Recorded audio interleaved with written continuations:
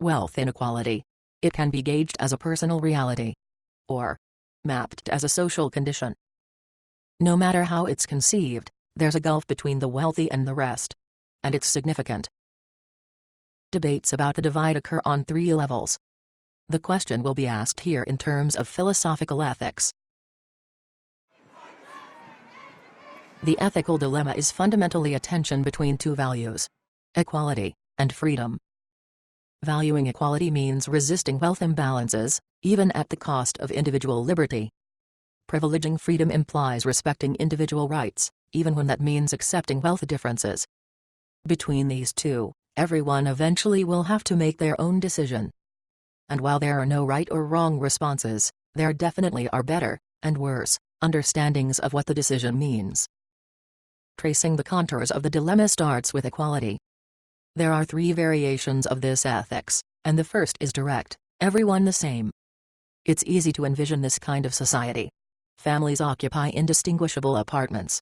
Every Friday they receive an identical bundle of necessities and luxuries: bread, clothing, wine, chocolate. The ethical demand for equality is satisfied. But there's an intrinsic problem. Sooner or later someone is going to want more wine. And someone who likes chocolate is going to make a trade. Immediately, there are two outcomes.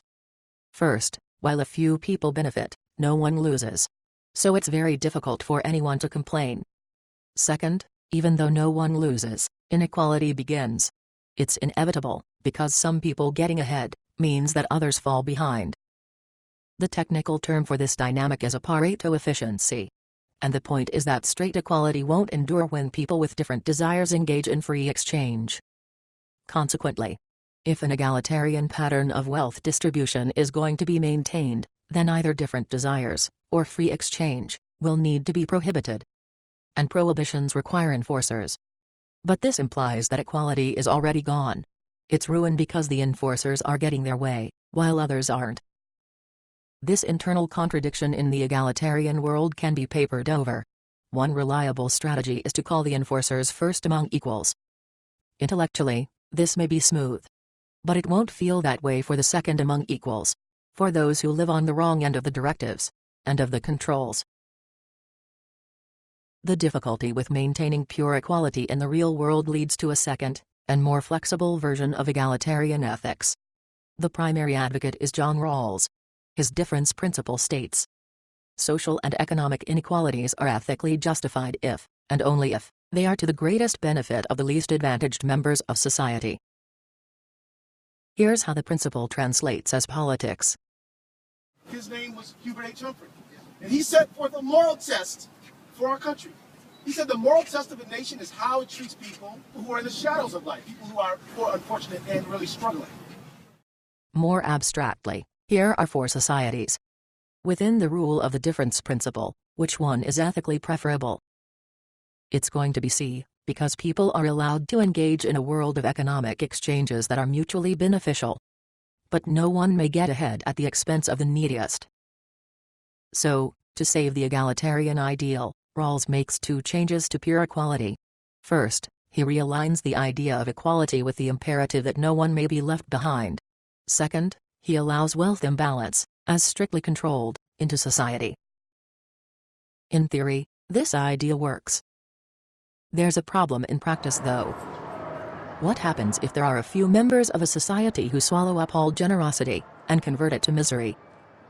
For example, a heroin addict may consume tremendous resources. There are methadone clinics to establish, and hospital stays to cover. Homeless shelters need to be constructed. All that is expensive, and the money has to come from somewhere. No doubt some will be subtracted from the luxuries of the 1%. But some will also detract from those waving the signs of the 99%.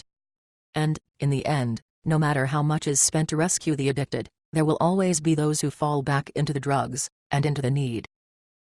Finally, the problem with the difference principle is that it holds the entire society hostage to the Sisyphean task of rehabilitating the least fortunate. When equality means that no one gets ahead unless the poorest of the poor do, then the bottom 1% ends up holding the rest to infinite ransom. This drawback in the difference principle leads to a third version of equality ethics. Utilitarian theory was pioneered by John Stuart Mill and Jeremy Bentham. Together, they argued that the ethically right act was always the one bringing the greatest good and happiness to the greatest number of people. There's a happiness calculation at the core of this idea. It counts the felicity of every member of society, and seeks to maximize the total. Importantly, no one person weighs proportionally more, or less, in the calculation. The rich, poor, and everyone else are simply stacked up, their happiness is counted, and the higher the total, the better. Which means the ethics of equality can go forward, without getting tied down and held back by any lagging individual, or marginal group. As an example, given these societies, D is the preference. When you account for every individual's reality, add them together, and then draw conclusions exclusively from the total, it's clear that the greater wealth of the vast majority justifies the slight decline of the very few. So far, the theory works. But a worry is rising. It's that if we keep going down this line, then, eventually, the strength of the commitment to equality is going to come into question. How about when we reach society E? Does the still greater total wealth for almost everyone justify the few's drastic impoverishment? For the staunch utilitarian, it looks like the answer may have to be yes. But that's only true if total money in society exactly equals total happiness. In reality, it doesn't. At least not if the law of diminishing marginal utility holds. The intuitive idea here is that the more and better you get of something, the less good it feels. So, when you're thirsty, the first gulp of water satisfies more than the second. And, when two people are thirsty, you generate more total happiness by giving both a glass of tap water, than you do by giving one a bottle of expensive French Perrier, while leaving the other parched. If that's right, then the ethics of utilitarianism tends toward an equal society.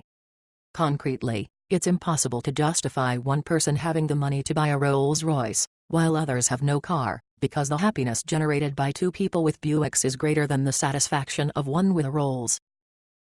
Here's how that point sounds when it's made in the real world. Well, you're in the 1%, and we're in the 99%. What? Let me ask you a question. Let me ask you a question. So these folks Hold on. could pay their student Let me ask you a loans, question. could get off of food stamps, could be successful. Let me ask you a question. Just Wait, like you. wait. What are you Hold on. driving? Hold on. They don't have a Hold on. car. The rule is that when you have very little, it doesn't cost much to create happiness. And, when you have a lot, adding pleasure gets expensive. If that's right, then wealth should be transferred from the rich to everyone else, because that maximizes total well-being. The initial conclusion is that utilitarianism justifies wealth redistribution, and serves the ideal of equality. There remains a single problem though. It resembles the difficulty resolved by the law of marginal utility, but it's more remote. And, ultimately, also more toxic. What do you do when faced with this choice? Importantly, what's going on here is not that the poverty of a few is found to be acceptable because everyone else is doing so well.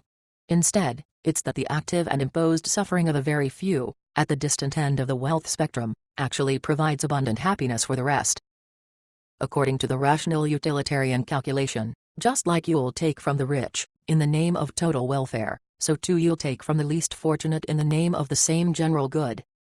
The ends justify the means. All that matters is maximizing overall happiness. In the real world, one plausible scenario for executing this utilitarian sacrifice starts in a hospital. Elderly patients may have public money for their care withdrawn once they've reached a predetermined age. For those who don't have the cash in their own bank accounts to make the payments, quick death ensues. That's a subtraction in the utilitarian ledger.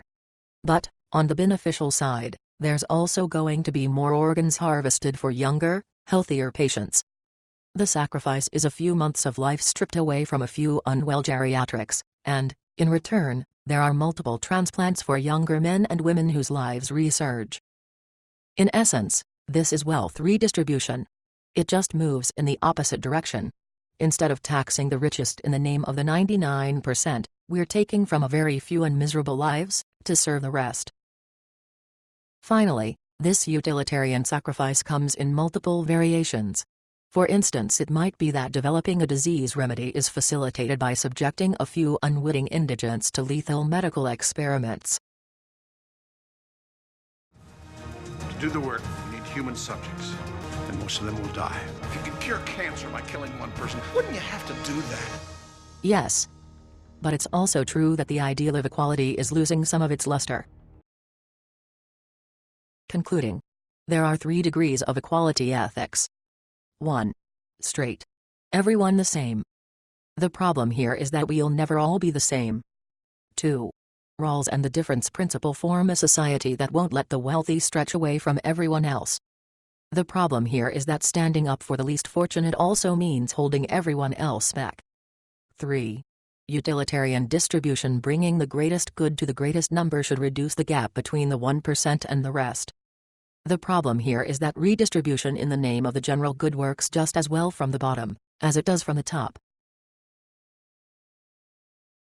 Apart from equality, there is ethics as valuing freedom. It starts with the libertarian principle. Do what you like, up to the point where you interfere with others doing the same. This is a theory of freedom maximization, and one of those who embraced the value is Robert Nozick. He is known for a specific thought experiment. It begins with a society where everyone is equally wealthy. The scenario's point is to box inequality advocates. They're forced to start from a pattern of wealth distribution that they can't find objectionable. Next, step 2. The great NBA superstar of his time, Wilt Chamberlain, proposes a new contract with his team.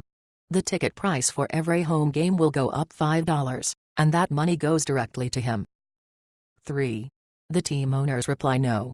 So Chamberlain threatens to quit, and they change their mind. 4. Some season ticket holders cancel their purchase, but most agree that it's worth the extra money to see the superstar play. 5. About 20,000 people fit in the arena, where Chamberlain plays 41 games a year. 6. He pockets an extra $4,100,000 annually.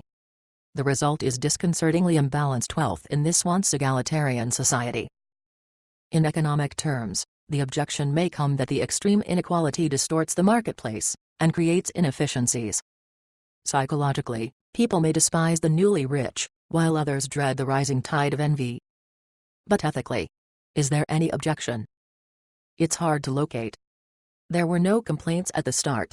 And as society evolved, everyone made their own choices. Above all, no force was employed, or even implied. There was no coercion. Which means no one's freedom was violated. And for that reason, there's no solid ground for complaint about how we ended up in a world where some people are stars, and others aren't. There simply can't be legitimate objections because, within the ethics of freedom maximization, saying that no one's freedom has been violated is no different from determining that whatever happened was ethically justified. The conclusion is that freedom as the highest value dissolves ethical complaints about wealth inequality in society. Further, if someone does complain, if they say Chamberlain shouldn't have proposed the new contract, or the owners shouldn't have agreed to it, or the spectators shouldn't have ponied up the extra money, then, at bottom, what's that? Isn't the complaint really a plea for coercion? It seems so. If people aren't going to be allowed free rein to make their own decisions and pursue their own desires, their autonomy is violated. So, actively blocking the emergence of wealth inequality finds no ethical justification. Next, the logic expands from prohibitions to corrections. It's not just that there's a problem with prohibiting people from acting independently to accumulate wealth, there's also a problem with intervening afterward to undo the free actions. Concretely, after individuals become rich, a tax may be proposed to redistribute wealth toward a more balanced state. And, if everyone freely agrees, that's fine. But at the moment one person says no, cooperation shifts back into coercion. No matter how satisfying the redistribution proposal may be, what is perceived on the ethical level is that people's own initiatives and accomplishments are getting reversed and oppressed. Unjustly. In the end, it's not only that the ethics of freedom allows wealth inequality. It also debilitates the remedies of the egalitarians. Concluding. This reasoning is solid, and hard to stop once you buy the premise. Once you begin doing ethics from the privileging of freedom as the highest value, then you're committed to letting people gather in arenas, or on Wall Street, and accumulate fortunes. A final question remains. Is there any ethical stand that can be taken against a society where 1% corrals a third of the money? For libertarian ethics, the only way to answer affirmatively is to assert that wealth inequality has converted into a threat to freedom. The situation, in other words, is delicate. On one hand, human freedom expresses itself as individuals going their own way. On the other, people going their own way means some get ahead, while others fall behind, and that outcome may end up impeding the same freedom that got everything started. So, the ethical charge against wealth inequality would be that the autonomy of the fortune hunters has gone too far. The economic imbalance they're creating is restricting opportunities for others. The technical term for this dynamic is an excess economy, which is one where a potential, or a force, or a desire, first surges. Then it twists back and destroys itself. As an example, think of smoking. One cigarette today leads to two tomorrow, and then goes out of control until, finally, the smoker's diseased body expires. What's pertinent here is that it's the desire to smoke that twists back and kills the desire to smoke. The desire is excessive, in the sense that it suffocates itself. And, returning to the main subject, the analogy is that just as smoking burns itself out, so too free action in the open marketplace twists back, and then suffocates freedom more generally. That's the insinuation in this exchange. Wait, hold on. You want to share your No, success, but if the I government- want you to. But you started out with 2 clients before you had 20,000. You should want to help the next guy. I am helping the next Good. guy. Well, you I'm should helping want to do them. more. I'm helping my clients by giving them services that they want. I'm employing 150 people. How many people do you employ? I'm in the mortgage business. I wish I employed 150 Well, people. let's stop. Well, go do it. The problem is I'm doing it. I'm doing my share. Why aren't you doing yours? Everything depends on the answer. Inside libertarianism, the only objection to wealth inequality that commands respect is the claim that those who have accumulated fortunes are impeding others from doing the same. Perhaps the case could be made that members of the 1% embrace cronyism. Opportunities are only traded and whispered among an established elite. If that's right, then the independence of some is limiting and impeding others. Wealth inequality, which was originally a sign of freedom, becomes a symptom of oppression. So, the philosophical and ethical question comes into focus. Are we free individuals in an open marketplace? Or, has freedom gotten out of control and become self-destructive? The question has been investigated by Gilles Deleuze. In his language, the pure kind of freedom which makes space for others is called potency. It is expansive and catalyzing. At the other extreme, the kind of freedom which twists back against itself and oppresses is called power. En revanche, la joie, c'est l'effectuation d'une puissance. Encore une fois, je ne connais pas de puissance qui soit méchante. Ce qui est mauvais, c'est pas la méchanceté, c'est empêcher quelqu'un d'effectuer sa puissance. La confusion du pouvoir et de la puissance, elle est ruineuse parce que le pouvoir sépare toujours les gens qui sont soumis de ce qu'ils peuvent. So, freedom expressed as potency is catalyzing, while freedom expressed as power separates people from what they can do. Fleshing this out, here are 2 examples from the economic world. First, the finance corporation Goldman Sachs construes its brand as a narrative of potency. Here's how they articulate the idea. I asked the NCAA why there were no first and second round men's and women's tournaments in Louisville. They said, unless you build one downtown, we don't need to come to Louisville. Where there's a will, there's a way. It was how do you put together a package and a financing that investors will have faith in and ultimately buy and believe in the future growth of downtown Louisville and the ability of this arena to generate revenues. This arena will change the economic vitality of the city of Louisville. The growth of this company has just been tremendous. All of these buildings will be renovated. I've managed to get all the shifts I need and work as much as I want. That was an idealized narrative, created originally to promote a corporate image. But, it's also a clear vision of what potency looks like in the marketplace. Independence fuels opportunities. And while there's no doubt that the Goldman financiers in white shirts and blue ties are getting astronomically more money out of this economic engine than the waitress, there's still no ethical objection. There can't be because no one's freedom is being constrained as the arena goes up. If anything, it's the opposite. On the other side, Goldman Sachs is more than an engine of potential. It is also an institution of power, which means oppression. It's a kind of machine where freedom gets out of control, it twists back and consumes itself by separating individuals from what they can do. Here's an example. We arrive at the meeting at 5 p.m. It's the Friday before the Memorial Day 3-day weekend, and guess what? We are sitting there waiting. A couple guys left. Okay, when the guy showed up at 10 o'clock, 5 hours late, he passed around an attendance sheet. And he said, the lesson today is about waiting for people that are more important than you. And he said, someday there'll be a billionaire you need to get to. He's going to make you wait in his lobby. Okay, you need to be conditioned for that. And then he got up and he left. And what happened to those new hires who left early? They were promptly fired. In the meeting room, there was no coercion in the sense that we normally understand the term. No one was prohibited from walking out the door. Still, there was a draining of human potency. First, there were the hours wasted as people sat aimlessly waiting. Then came the withering lesson that success requires servility. Finally, those few who refused to see their potential ridiculed were fired. If anything, within the ethics of freedom, it's the ones who stayed who should have been fired. Regardless of who loses their job, the ethical problem with the 10 p.m. meeting is not that employees were told something that wasn't true. Everyone knows, or should know, that Wall Street is for sharks. The problem is that the allure of hyperwealth has twisted human freedom against itself.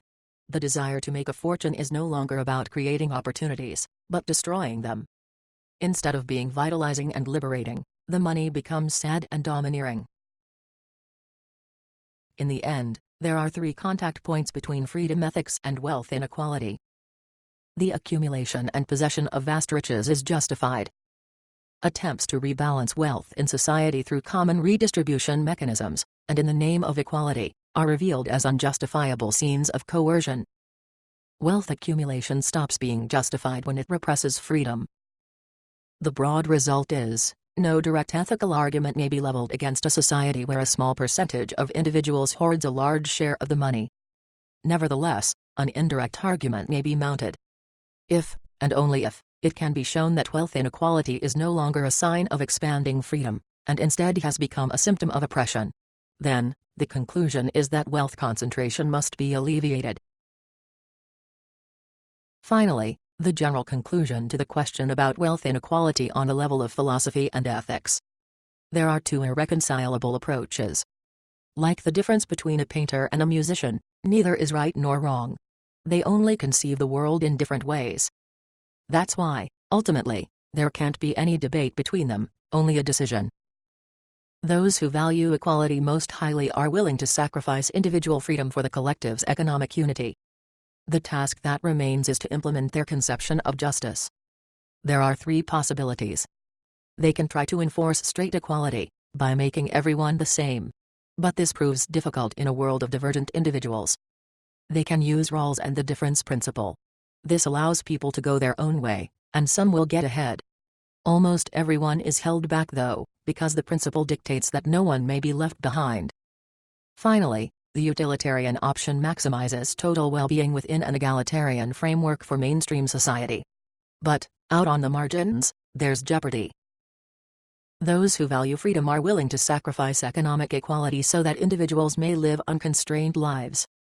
The task that remains is to determine whether emerging wealth inequality is a symbol of expanding freedom, or the symptom of oppressive power that separates individuals from what they can do.